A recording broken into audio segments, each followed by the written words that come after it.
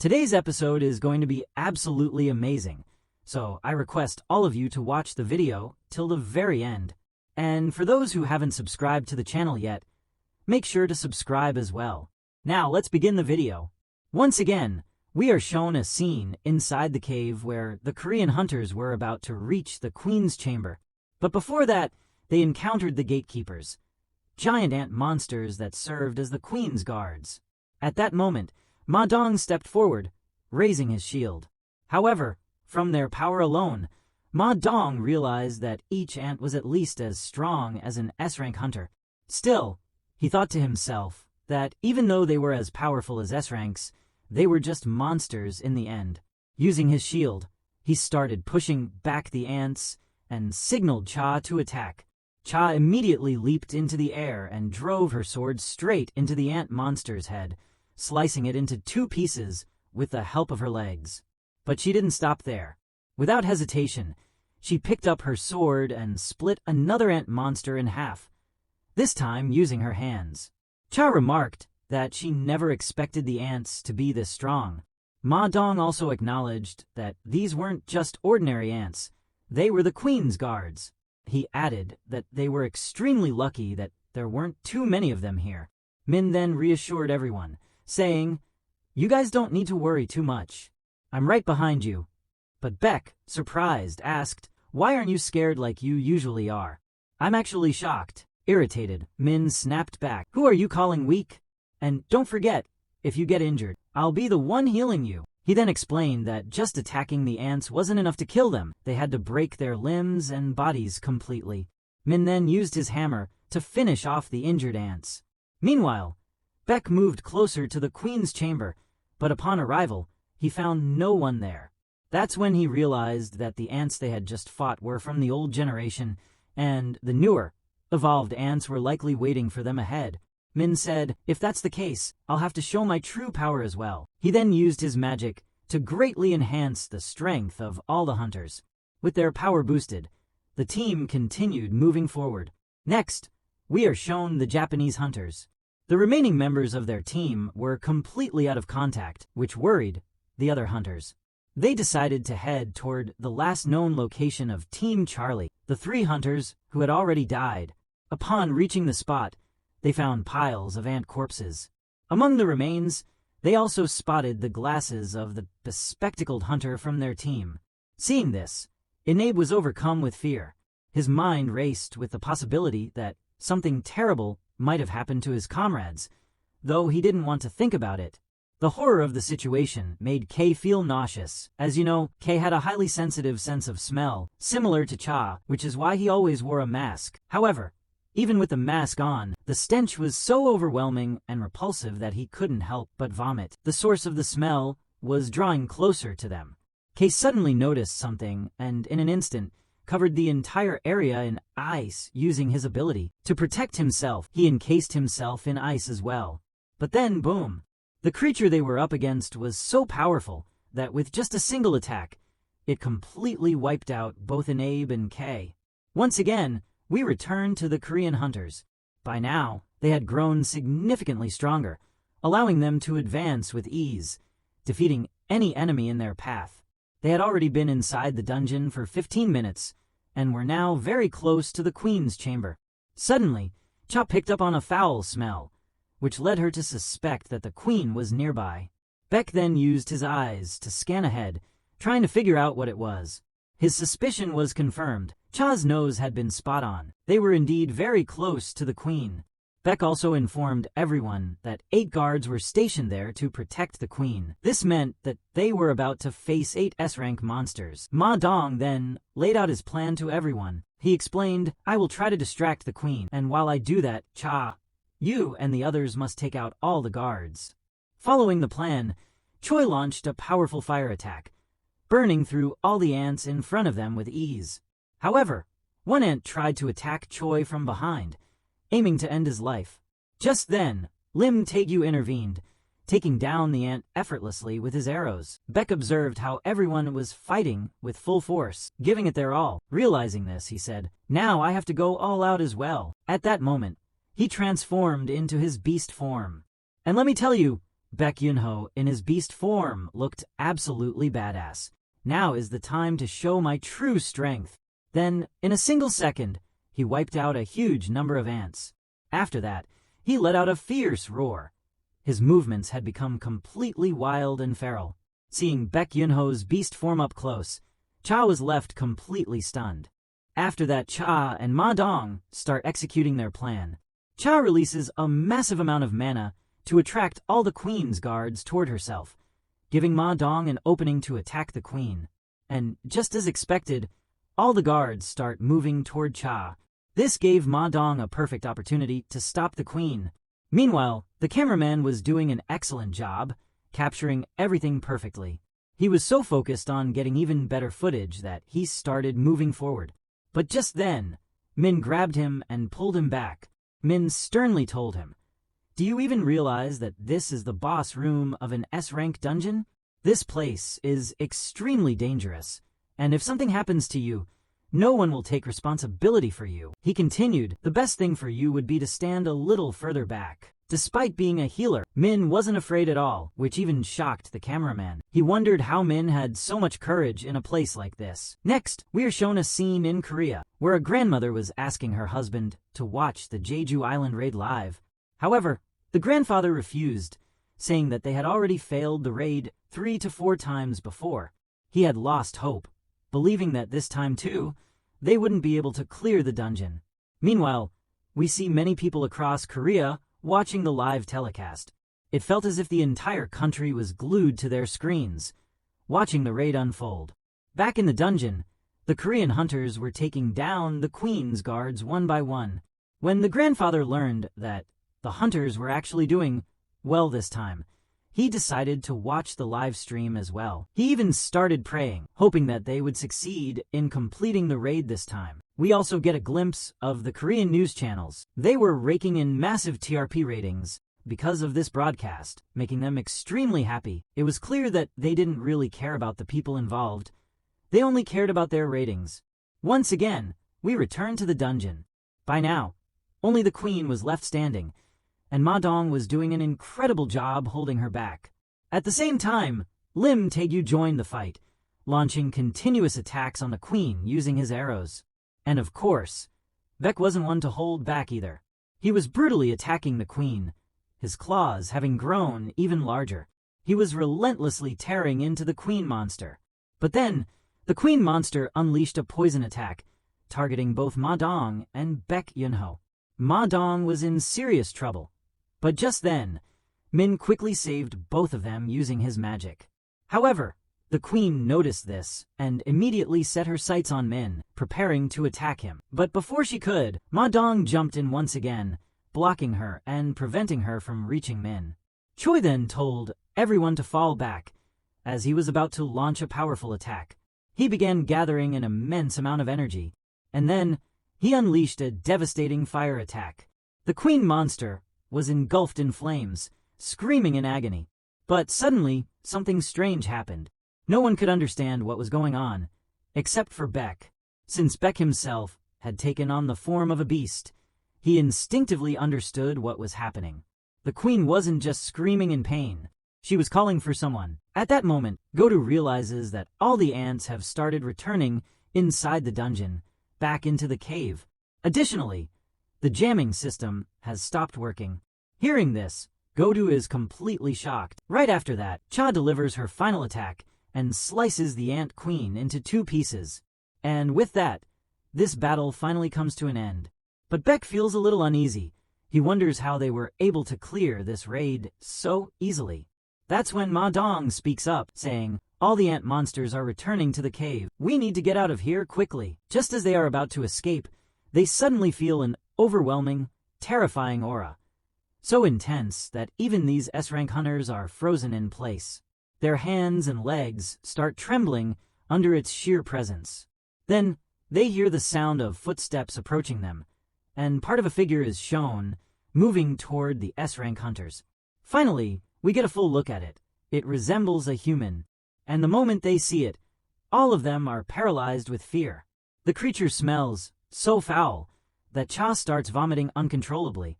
She is in terrible condition, completely overwhelmed. At that moment, they all realize something. The queen was nothing compared to this being. And they all understand one thing. No matter what, they must defeat this monster. But its aura alone is so strong that no one can even move. I already told you earlier how overwhelming it is. The ant silently walks past Ma Dong first, and Ma Dong, completely frozen in fear, cannot do anything. He is utterly terrified. Then, the ant approaches the queen's corpse and sees that she is dead. That's when it lets out a furious roar. The moment the monster roars, an immense wave of energy erupts from it, and all the hunters fall to their knees under its pressure. Cha somehow manages to stay standing, barely holding herself up. But before she can even process what's happening, the ant monster appears beside her and throws a single punch. Just one punch, and it sends Cha crashing into the wall, making it seem like she's about to be eliminated from the fight. Ma Dong tries to rush in to help Cha, but before he can, the ant monster suddenly appears in front of him. It delivers a single punch, and Ma Dong's shield shatters into pieces. Ma Dong immediately uses his other hand to counterattack, but before he can even blink, the ant monster swiftly cuts off both of Ma Dong's arms. Seeing this, Beck rushes in to save Ma Dong. But the ant monster delivers just one punch, and with that one hit, Beck is completely taken down. He doesn't die, but he is severely injured. Next, Choi jumps in to help, launching a fire attack. But if so many powerful hunters couldn't do anything, what could Choi possibly achieve? As expected, he too is taken down. Then, Lim Taegyu attacks from a distance with his arrows, aiming for the monster. But the ant monster catches his arrow as if it's nothing more than a toy. It doesn't even react to the attack. Before he can react, the ant monster punches him just once. With that single punch, Lim Taegyu is so severely wounded that I can't even tell if he'll be able to get up for the rest of the battle. Ma Dong, despite everything, tries again to stop the ant monster, this time using his own body to block it. Thanks to Min's healing, Ma Dong's arms had fully recovered. Min had a very useful skill. He could turn invisible, almost like a camouflage ability. However, there was a downside. Once he used this skill, he couldn't move at all. But Min had already decided he had to keep healing his teammates, no matter what if they wanted to stand a chance against this monster. But what could Ma Dong possibly do against this overwhelming creature? The ant monster grabs Ma Dong by the leg and swings him around like a toy before throwing him aside. Then, the monster easily locates Min, instantly figuring out exactly where he was hiding. Min is completely shocked. He has no idea how the monster found him so easily. Baek Yunho shouts at Min, warning him, "Run! Get out of here!" But before Min can even move, the ant monster reaches him and thrusts its hand straight into Min's body. And just like that, Min is finished. Seeing this, Beck lets out a loud, furious scream. He cannot comprehend what just happened, how everything suddenly changed in an instant. And let me tell you all something. Get ready, because the real excitement is about to begin. So be completely ready for the upcoming scenes. I'm telling you in advance. Be fully prepared. Guys, Min is about to die, but even in his final moments he says, "Beck, please run away from here. I don't want anything to happen to you." And with those words, Min's game is over, meaning he has gone to God forever. After that, the monster starts drinking Min's blood. Seeing this, everyone is completely shocked. What exactly is this creature doing? While the others are in disbelief, Beck is filled with rage. His friend has just died, and now this monster is mocking him by drinking his blood. Consumed by fury, Beck launches a direct attack on the monster, but the monster effortlessly grabs Beck by the neck. Beck, who was in his beast form, is instantly forced back into his normal form. Then, the monster starts speaking, "Humans, I will eliminate you all. Do not make me angry. Run away quietly before it's too late." Hearing a monster speak in human language sends shivers down everyone's spine. Many of them start trembling in fear. Hardly anyone has ever heard a monster speak like this before. Maybe 1 or 2 S-rank hunters have encountered something similar, but for the rest, this is a completely new experience. Now, you might think that the monster always knew how to speak, but that's not the case at all. Because it drank Min's blood, it absorbed a tremendous amount of his power, and along with that, it gained the ability to speak human language. The monster then speaks again. To be honest, you all are extremely weak. Fighting you is no fun at all. And you killed my queen. That has made me very, very angry. But tell me, who is your king? I will kill your king. After saying this, the monster starts looking at each one of them, scanning them carefully. But it doesn't see any potential in any of them. It realizes that all of them are mere weaklings compared to it, completely insignificant. And here's something interesting. The chairman is incredibly lucky. He wasn't here. If he had been present, he would have been the strongest among them. And who knows? Maybe this monster would have killed the chairman first before anyone else. But then, suddenly, the monster senses a powerful energy coming from outside. Compared to all the hunters present, this energy is on a completely different level. After sensing this, the monster casually tosses Beck to the side and heads outside to find the source of this overwhelming power. Beck immediately realizes exactly who the monster is going after. He starts thinking about Goto. But then, he quickly pushes the thought aside. There's no time for this right now. The only thing on his mind is figuring out how they can escape from here as quickly as possible. They all decide to head outside. But just then, right in front of them, a massive horde of ant monsters appears, marching directly toward them. After this, we are once again shown the Japanese hunters team. They were searching for their remaining teammates, meaning Goto's team had survived so far. However, the other two teams had already been wiped out. They were heading toward the locations of those two teams when suddenly one of the female team members says, "Captain, I feel like something is seriously wrong here. We haven't been able to contact any of our other teammates." Goto responds, "Maybe it's just a signal issue. That's why this is happening." Then, he tries once again to establish contact with his teammates. At that moment, we see Kanai's team, who report, "Yeah, we're totally fine, but we can't contact Team Charlie and Team Delta at all. It's like all communication with them has been completely cut off." As you know, the hunters were split into 4 teams. 2 teams had 3 players each, while the other 2 had only 2 players each. A total of 10 hunters had come from Japan, but 5 of them had already been wiped out. Only 5 remained. Kanai then says, "Captain, if you want, we can go and check on them." Goto replies, "There's no need for that. We're already heading there to check on them ourselves." Just as Goto is talking to his teammates, he receives another call. He picks it up. At the same time, we are shown the Chinese warships, which were already on high alert. Their plan was simple. If anything went wrong, they would immediately launch an attack. The warship's captain was discussing this very raid with his team at that moment. The captain's assistant then says, "Sir, I don't think any ants will even attempt to come here." The captain replies, "The Japanese hunters were extremely eager to help the Korean hunters. And I know exactly why Goto is doing this. He wants the title of National Hunter." Now, I probably don't even need to explain what a National Hunter is. National level hunters are incredibly powerful. Compared to them, S-rank hunters are nothing, just like ants. There are only 5 National Hunters in the world, and they once cleared an S-rank gate where many S-rank hunters had died. But those 5 managed to clear it.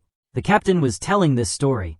Now, Goto had achieved many things, but he had never cleared a single S-rank gate. And this was his golden opportunity. Honestly, looking at it from that perspective, this was quite a solid plan. But what do we care? We have Lu. Compared to Lu, Goto still has a long way to go. If you ever get a chance to see Lu in action, you'll be left speechless, just thinking, what kind of monster is this guy? Then you'll understand exactly what I'm trying to say. But one thing is absolutely certain. This raid is going to be a disaster for many hunters. After this, we see Goto's team, who are completely shocked, because in front of them, they find the dead bodies of their teammates. They are unable to comprehend who could have done this. On the call, the person asks Goto for a report. Goto informs him, "Many of our team members have been killed." The other person is shocked, "But we put in so much effort. How could they have died just like that?" Goto replies, "If they died so easily, it means they were weak." The person on the call then says, "Man, you still haven't changed your old habits, have you? But we don't have to worry, because we have you with us. Besides, the Korean hunters must be busy fighting the ants, the Ant Queen, to be precise." Goto adds, We just received a report stating that the jamming signal has stopped working. Because of this, all the ant monsters have started retreating back to their cave. The caller then asks, "What do you think? What are the chances that the Korean hunters will survive?" Goto responds, "In my opinion, 0%. This guy isn't just boasting. He's about to prove it right now. Just wait a minute. I'll show you his true worth. Just give me 2 minutes." Meanwhile, the person on the call is thinking, the Japanese hunters put in a lot of effort, but because of the Korean hunters' failure, the Japanese hunters had to withdraw. This is going to be a major report. This news will break headlines. And at the same time, our ultimate goal of eliminating all of Korea's powerful hunters will be accomplished. Then, the person on the call literally tells Goto, "You should leave now. This mission is over. Just cancel it here." And, believe it or not, they were actually planning to leave. This was their plan. I just found out myself. Honestly, I already knew because I had read ahead. They were just about to leave when suddenly someone attacks them. Goto barely manages to save himself. But the female hunter in his team, she's gone. Her head is instantly taken off. This guy is literally decapitating everyone. Goto immediately orders his remaining teammate to retreat and join the others. At that moment, he realizes that this monster is extremely powerful. Then, the monster directly asks Goto, "Tell me the truth, are you humans king?" Hearing this, Goto is utterly shocked. A monster is speaking to him. Goto responds, "Oh, so you want to know if I'm the king or not? To be honest, I am the king of this group." The moment he says this, the monster lets out a terrifying roar. The energy flowing from its body is so overwhelming that Goto completely freezes. His mind goes blank. He experiences the exact same feeling he had when he fought Jinwoo. Goto immediately draws his sword, getting ready for battle. But in the very next scene, we see Goto's head flying through the air, completely severed. This guy was humiliated beyond measure. Maybe now, he finally understands his true place. After this, we see the Korean hunters desperately trying to escape the dungeon. But standing in their way is an endless horde of ants. Choi tries to hold them back with his fire magic, but it's not enough. Beck tells him, "You need to increase the intensity of your fire magic." Choi replies, "If I do that, all the oxygen inside this dungeon will be consumed." Min worked so hard to heal all these hunters, but even after all that, they're still dropping like flies. The ants break through Choi's defense, and they are just about to wipe out all the hunters. But suddenly, a shadow appears. The shadow starts holding off the ants. Then, it sends a signal to Jinwoo, "Master, I need help here." Well, technically, the shadow doesn't actually say this. I just added that for fun. The moment Jinwoo receives the signal, he immediately uses shadow exchange. And then, we are shown the cameraman, who was literally terrified. He never imagined that his death would come in this way. He thought to himself, "I didn't even get a chance to say a final goodbye to my family." Right then, an ant was about to attack him directly, but at that moment, Igris makes his entry and ends the ant's game in a single strike. After this, we are shown the scene where the live stream broadcast was happening. For the time being, the live stream had been stopped because, as you know, the situation with the hunters wasn't something that could be broadcasted live. The audience was also completely clueless. They couldn't believe that South Korea's most powerful hunters were losing against mere ants. They should at least be able to defeat one ant, they thought. Many audience members started calling in, and then the broadcast team sees Jinwoo appear on their screen. They are completely stunned. How did this guy end up there? They start considering going live again. However, the problem was that they wouldn't be able to get proper ratings at this time. But despite that, the chief makes a major decision and says, "Finally, we are going live again." At this point, everyone had immense faith in Jinwoo. If there was even a single person who could meet their expectations, it was him. He was the only one who could turn things around. Then, we are once again shown the battlefield. The same intense scene where Jinwoo had summoned all his soldiers. Iron uses his provoke skill on all the ants, making them furious. Jinwoo takes out his dagger, the same one he got from Baron, the Demon King, and in the blink of an eye, he slaughters countless ants. Seeing this, Ma Dong is completely shocked, thinking, This is absolutely incredible. Beck feels relieved and thinks, our chances of survival have just skyrocketed. Jinwoo and his shadow army continue to eliminate the ants with extreme ease. Not only that, but Jinwoo also takes advantage of the situation by adding many of the defeated ants to his team. Seeing this, even the cameraman is completely dumbfounded, wondering, what kind of skill is this that Jinwoo is using? Then we see the ants start fighting amongst themselves. The cameraman is not the only one shocked. The TV broadcasters watching the scene are also left in disbelief. They ask the cameraman, what exactly is going on? Why are the ants fighting each other? But since even the cameraman had no clue, he couldn't provide an answer. Following this, Jinwoo takes out a healing potion and distributes it to everyone. After drinking the potion, all of them recover completely. However, Cha is shown once again. As I mentioned earlier, she was completely knocked out with just one punch, and now, she wasn't waking up at all. Jinwoo confirmed, it looks like Cha's injuries are too serious. My potion alone won't be able to heal her. He then says, we need to get out of here as soon as possible. So, they all start planning their escape again. But right then, the monster returns. The ant monster speaks again, saying, that outside monster, he wasn't your king, was he? Then tell me, who is your real king? If you do not tell me, I will end all of you right here. Seeing this monster again, Beck is completely shaken. He has no idea what to do. But at that moment, one thing becomes clear to him. Goto is dead. Because if this monster is standing here, that means Goto has already been wiped out. After this, Jinwoo starts walking toward the monster. Everyone around him desperately pleads, please don't go near it. You could get yourself killed. They keep shouting, trying to stop him. Meanwhile, the monster also moves toward Jinwoo in a completely badass manner. Once again, the monster asks the same question. Tell me the truth. Are you the king of humans? Jinwoo is shocked to see this ant monster talking, but in my opinion, he shouldn't really be surprised at this point. What do you guys think? Let me know in the comments. Jinwoo then smirks and says, so, I'm about to have a battle with a talking ant? To be honest, this is going to be quite interesting. Both of them stood facing each other. And I swear, this scene looked absolutely badass. The ant suddenly lets out a loud roar, and Jinwoo smirks, replying, yeah, keep doing that. Now you're actually looking like a real ant. Don't even try to behave like a human.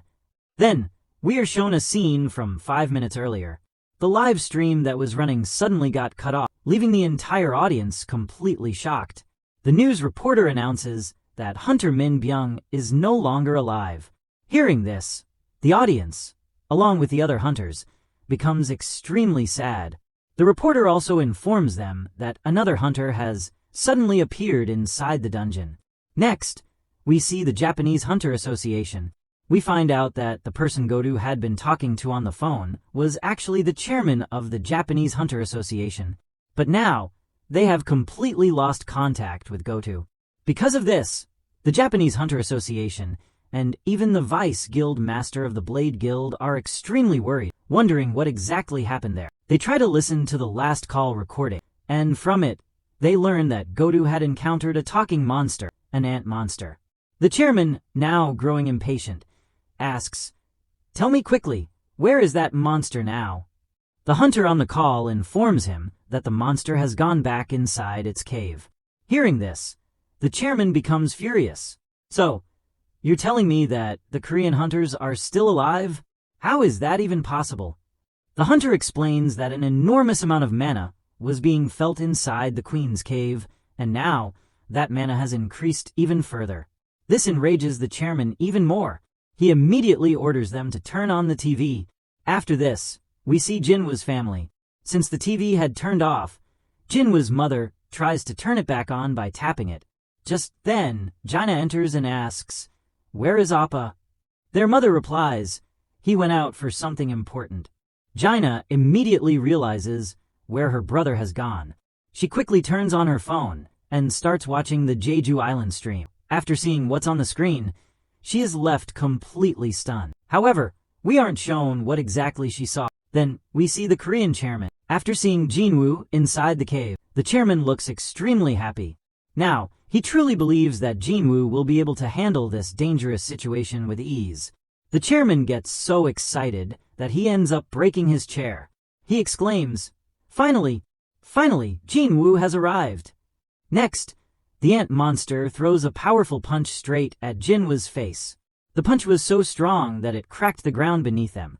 The sheer force of it caused an explosion, filling the entire area with dust and debris. Choi and Beck watched this unfold, thinking, Jinwoo must have underestimated his opponent. This doesn't look good. They truly believe that Jinwoo might be done for. Even the ant monster taunts, "I thought you were strong, but you're just as weak as the others." But suddenly, as the smoke clears, we see Jinwoo completely unharmed. Yes, the punch had landed, but he didn't even flinch. Everyone watching was left completely speechless. Their mouths were hanging open. They couldn't believe what they were seeing. Jinwoo then activates Commander's Touch and begins gathering mana in his hand. The monster charges at Jinwoo once again, but this time, Jinwoo is ready. He lands a devastating punch on the monster's face. And with just one punch, the monster is sent flying far away. Of course, it doesn't die. It's not that easy to kill. After witnessing Jinwoo's sheer power, just take a look at Lim Taegyu's face. His expression is absolutely hilarious. Even Ma Dong asks, "Beck, do you think Jinwoo is a mage-type hunter?"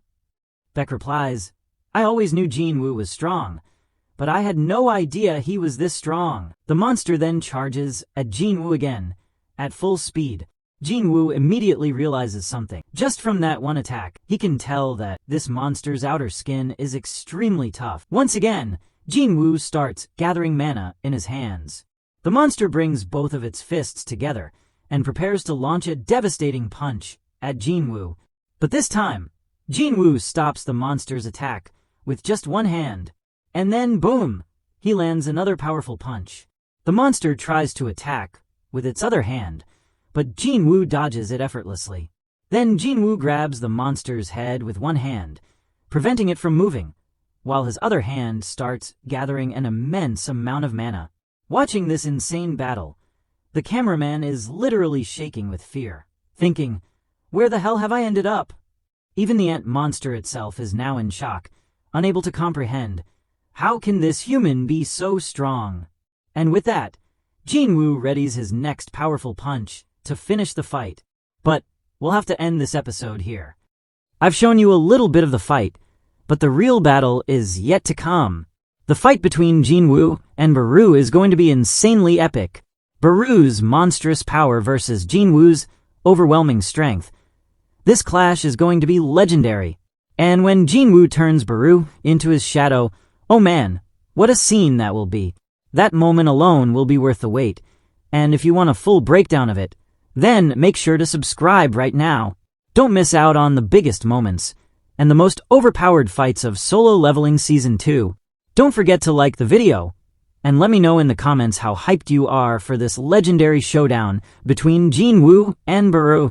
See you in the next video. Hunters, stay strong!